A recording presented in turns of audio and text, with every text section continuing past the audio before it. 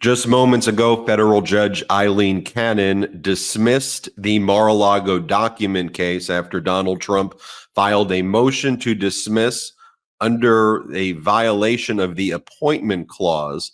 Donald Trump alleged. Here's the order. We'll pull it up right now for you.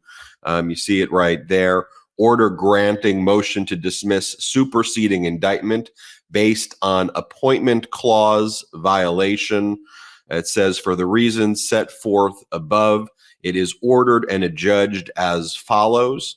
Defendants, Donald Trump and his co-defendants, motion to dismiss the superseding indictment, meaning the entire case, based on unlawful appointment and funding of special counsel Jack Smith is granted in accordance with this order. The superseding indictment, meaning, again, the entire case, is dismissed. This order is confined to this proceeding, meaning that it doesn't affect any other court proceedings that involve a special counsel. The court decides no other legal rights or claims.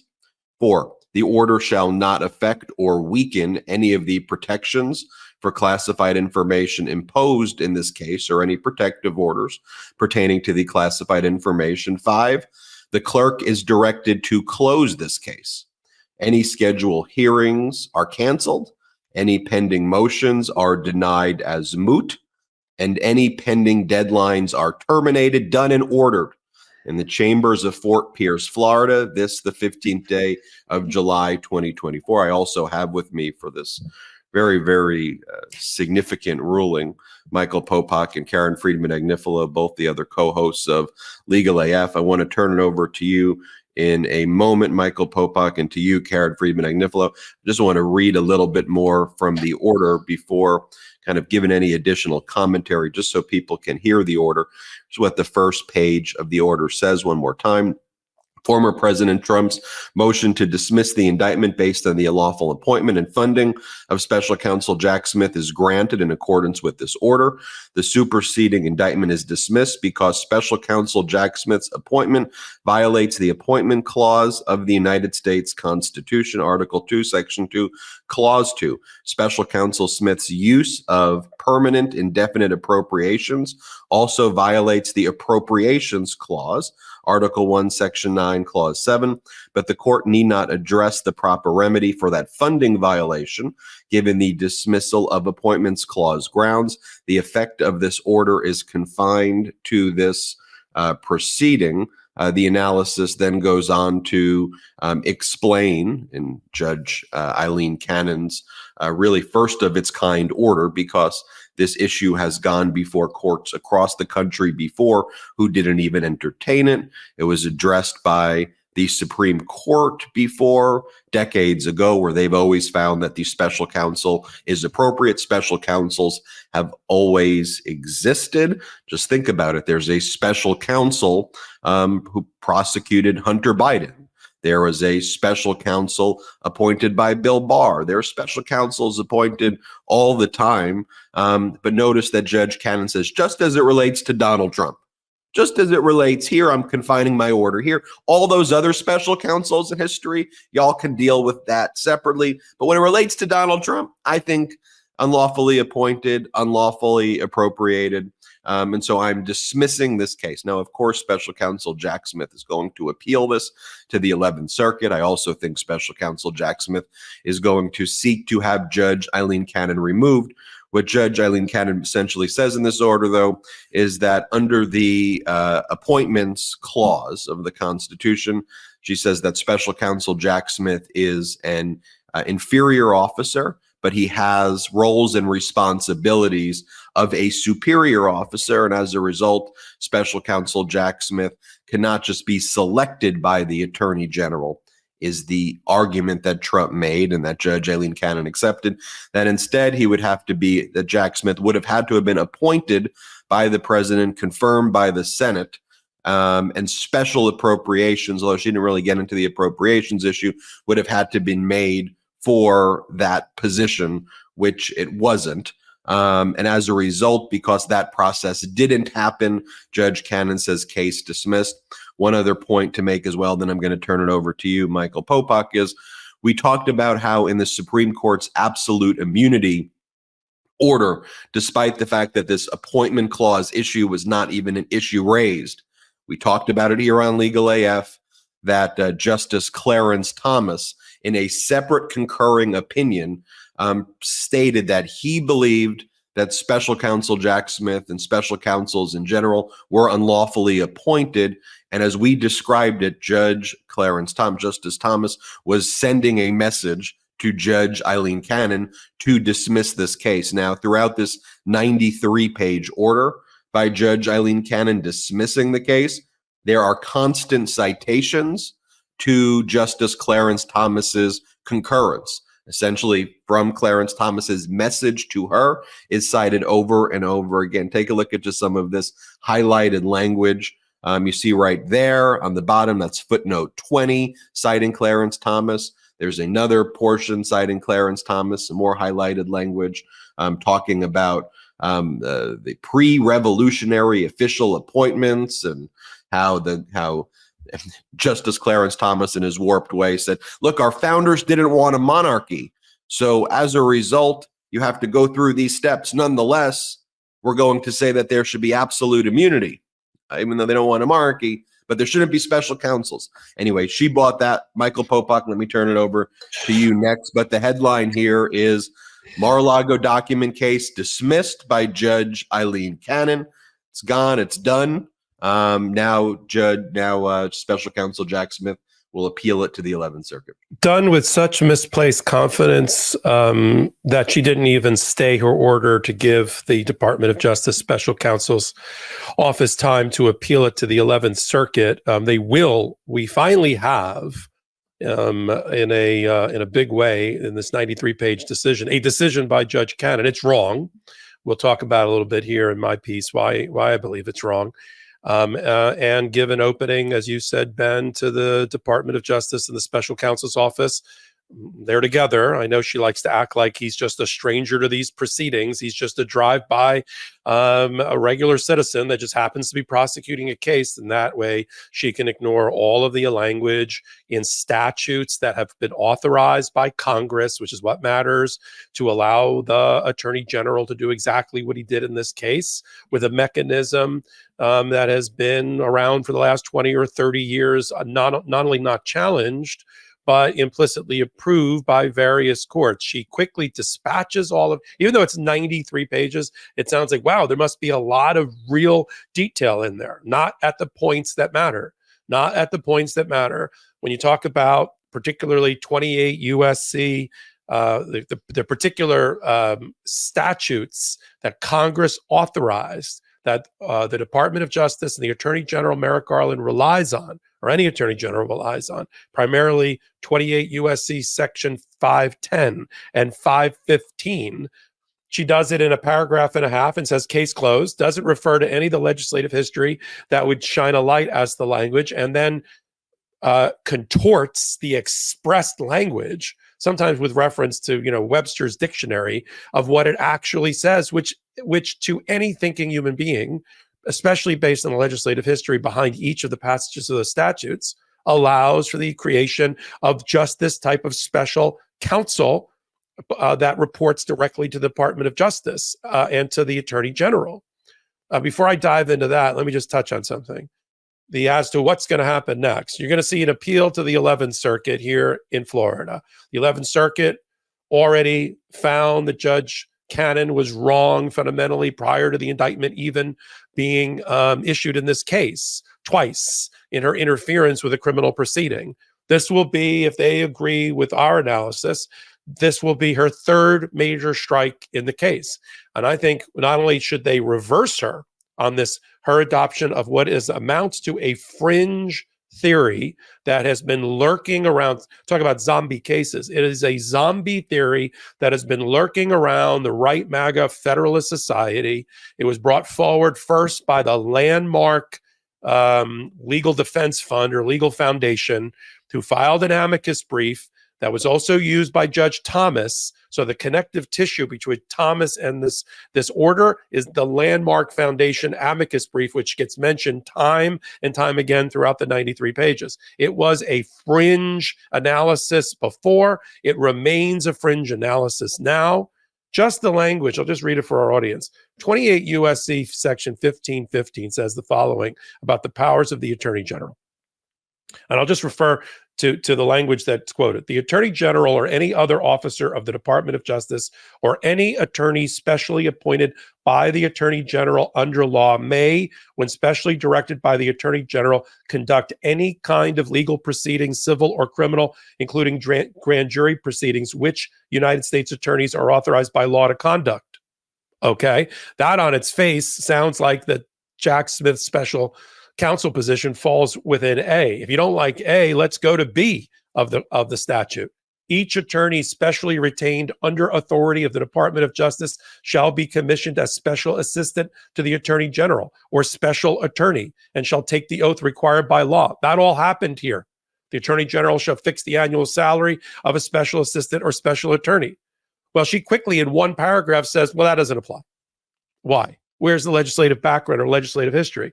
No, to her, it's not a proper appointment and case closed. The arguments don't square, she says, with the statutory text, context, or history. Then she doesn't provide any in her 93 pages of filler argument. She is going to lose on the appointment issue. But here is I'll leave my segment on this. Here is the domino effect of this. First of all, let's look at timing. After the shooting in Pennsylvania and just before the Republican National Convention. Sure, she's been sitting on this 93 pages for a few days now. She didn't just create it like since Pennsylvania, but look at the timing. She wanted Donald Trump to not only get the benefit of the dismissal of the case, but get it to give him maximum a wind at his sail that going into the convention. There's no other way to put it. Talk about looking at the political map to decide when you're going to drop your opinion.